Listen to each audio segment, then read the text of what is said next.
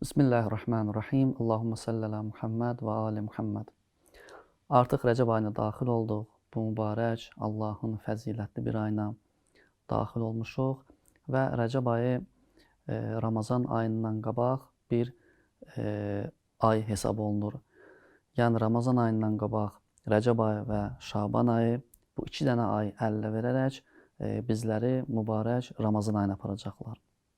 Rəcəb ayı hədislərə əsasən Allah Mütəal öz ayı adlandırıb və bu ayda da istiğfara və Allahdan bağışlanmağa, dua və ibadətə daha çox vaxt ayırmağa bizlərə tapşırıb.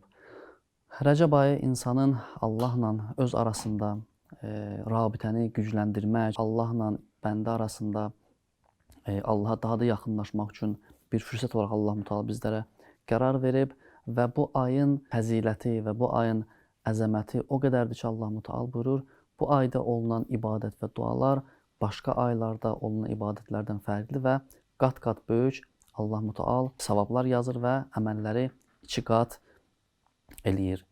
Rəcəb ayı dinimizdə çox mühüm aylardan biri hesab olunur ki, bir hədisdə buyurur ki, bu ayda Allahın rəhməti yağış kimi bəndələrin üzərinə yağar. Ona görə də bu ayın gərək biz qədrini bilək, bu ayın əməllərinə və günlərindəki olan bəzi xüsusi əməllərinə diqqət eləyək ki, bu ayın savabından və fəzilətindən binəsib olmayaq.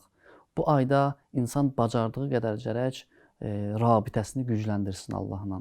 Çünki bu ay, Rəcəb və Şaban ayları bizlərin ən mühüm Ramazan ayından qabaq daxil olacağımız aylardır. Bu aylarda insan əgər diqqətli olsa, bu aylarda ibadətinə diqqət edə bilsə, əməllərinə diqqət edə bilsə, Ramazan ayında Ramazan ayının orucunun ləzzətini dada biləcək və bu da səbəb olacaq ki, insan Ramazan ayını ki, həqiqətən haqqını ödəyərək Ramazan ayında oruc tutmağı bizlərə nəsib olacaq. Allah bizləri Rəcəb ayının qədrini bilənlərdən, o ayın gözəl fəzilətlərindən istifadə edənlərdən qərar versin və o ayın Allahın ki, rəhməti üzərimizə yağır, Allah Mütəal o rəhmətdən istifadə edənlərdən qərar versin. Esselamu aleykum və rəhmətullahi və barakatuhu.